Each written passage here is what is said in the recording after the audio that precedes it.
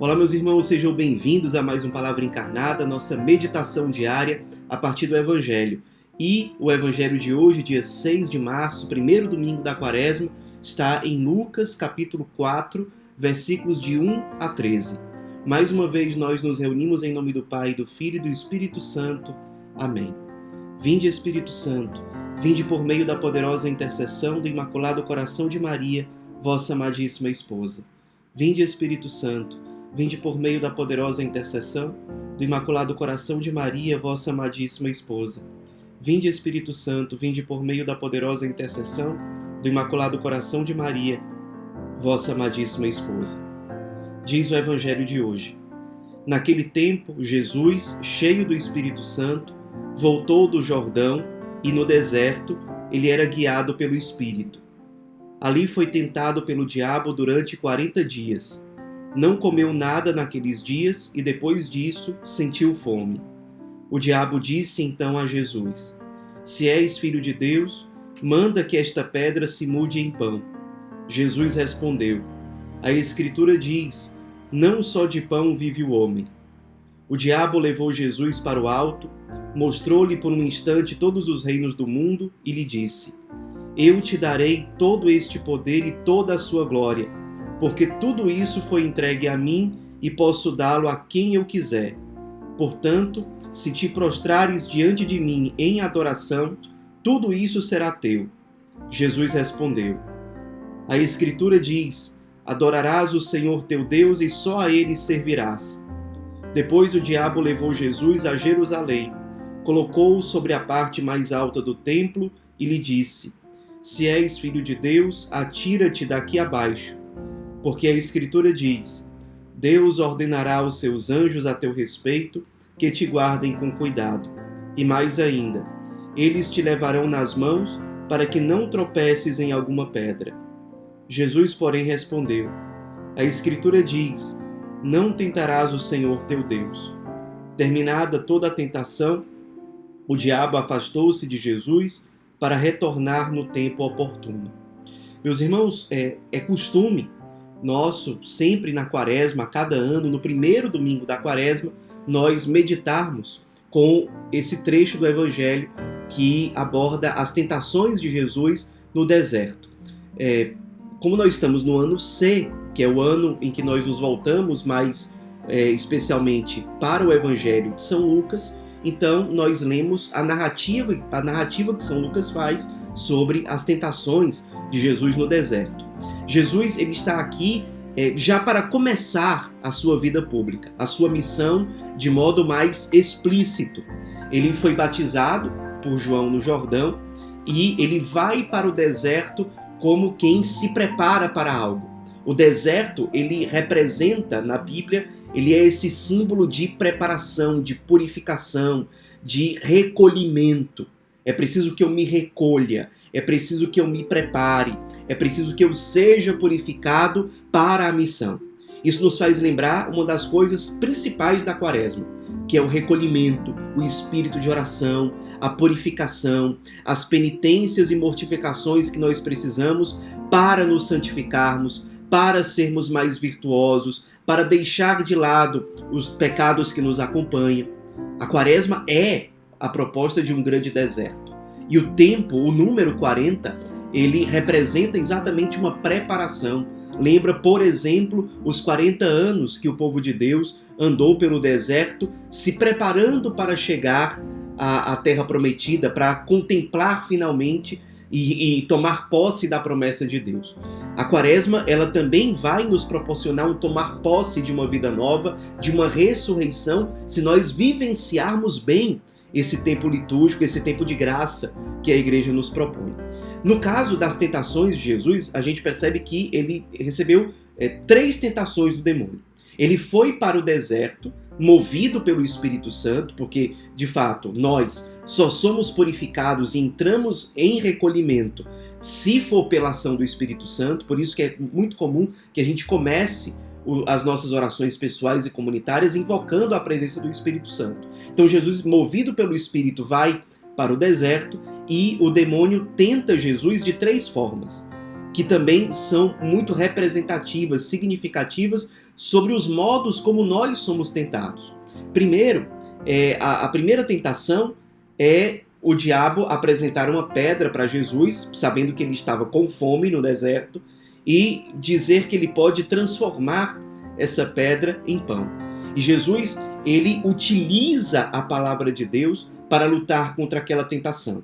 Para nos dizer que quando nós estamos alimentados pela palavra, e nós lembramos que na obra Lumen nós somos convidados a fazer todos os dias a Lécio Divina, ou seja, nos alimentarmos todos os dias com a palavra de Deus, na nossa Lécio Divina, mas também na Santa Missa, em outros momentos, porque pela palavra o nosso espírito está fortalecido para combater as tentações e se santificar.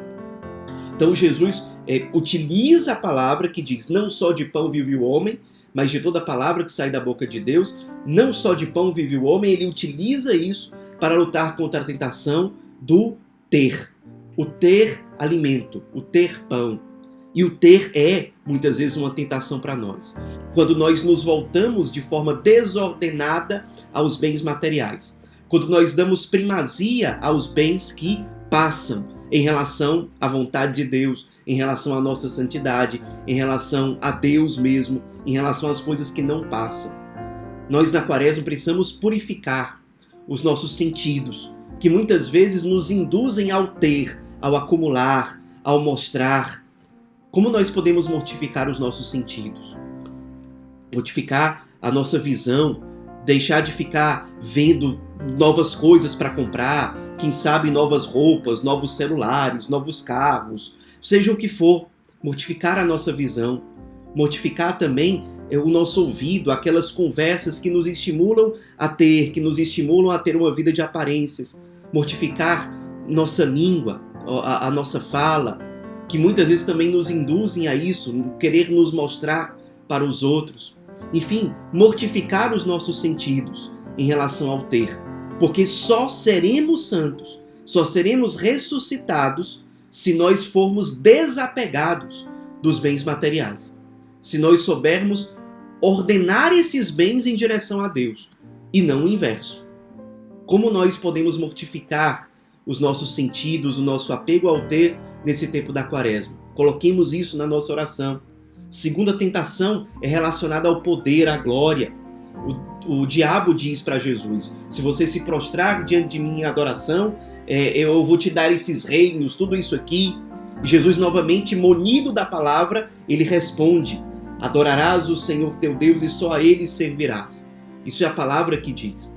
Ou seja, em relação à tentação do poder, que é essa segunda tentação, o remédio é a centralidade de Cristo. É a centralidade de Deus na nossa vida. Então, muitas vezes nós queremos mostrar que podemos mais, que somos superiores, que temos mais méritos, que temos mais glória. E isso vai minando a nossa busca pela conversão, pela santificação. E esse apego ao poder, ele é curado pela humildade. Como nós podemos ser mais humildes? Servindo os pobres, curando as feridas deles, conversando com eles ali durante um bom tempo, às vezes uma conversa sem pé nem cabeça, mas tudo isso vai exercitando a nossa humildade. Eu não estou aqui por um resultado prático, mas estou aqui simplesmente por amor a esse irmão.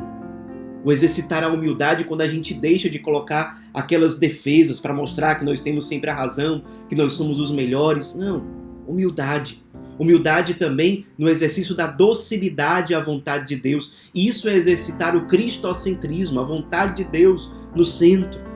Deixar de lado projetos que muitas vezes são passageiros, são secundários e que estão ocupando o lugar do grande projeto que deveria ocupar a centralidade da nossa vida, que é o projeto da nossa santificação.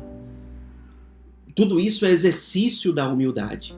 E é por meio da humildade que nós combatemos essa tentação do poder.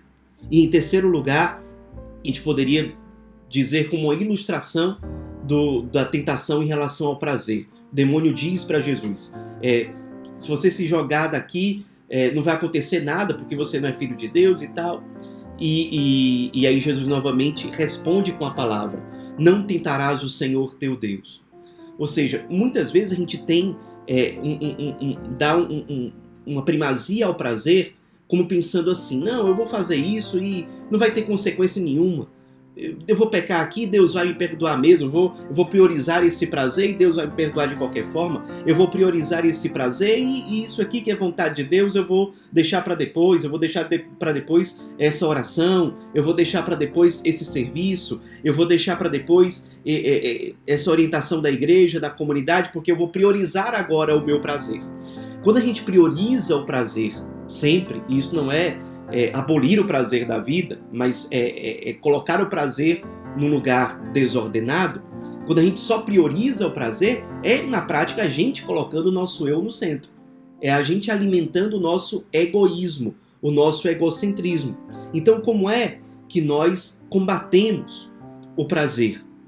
Através de exercícios espirituais que nos façam sair de nós mesmos, que nos façam tirar o nosso eu do centro e colocar Deus no centro. Nós fazemos isso, sobretudo, por meio do serviço.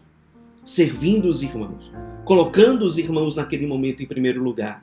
Priorizando também a oração e os sacramentos quando nós colocamos Deus em primeiro lugar. Quando eu digo, olha, eu posso não sentir nada nessa missa, eu posso não sentir nada nessa oração, mas eu vou fazer isso como um ato de amor a Deus. Eu estou exercitando tirar o meu eu do centro para colocar Deus no centro. Sim, eu vou pegar essa fila de confissão, a fila está grande, sobretudo nesse tempo da quaresma, mas eu vou fazer para tirar o meu eu do centro.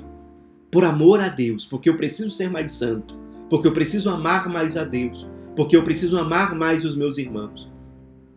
Tudo isso são exercícios que nos dão condições de lutar pela graça de Deus contra a primazia do prazer. Vamos rezar com tudo isso hoje. É um evangelho muito rico e, sobretudo, vamos colocar em prática propósitos concretos para nós vivermos na quaresma à luz do evangelho de hoje. Pode ser propósitos grandes ou pequenos, mas coloquemos propósitos para que a palavra de Deus encarnada em nós, hoje, de fato, possa dar frutos concretos, que sirvam para a glória de Deus e para a nossa santificação. Ave Maria, cheia de graça, o Senhor é convosco. Bendita sois vós entre as mulheres, e bendito é o fruto do vosso ventre, Jesus. Santa Maria, Mãe de Deus, rogai por nós, pecadores, agora e na hora de nossa morte. Amém.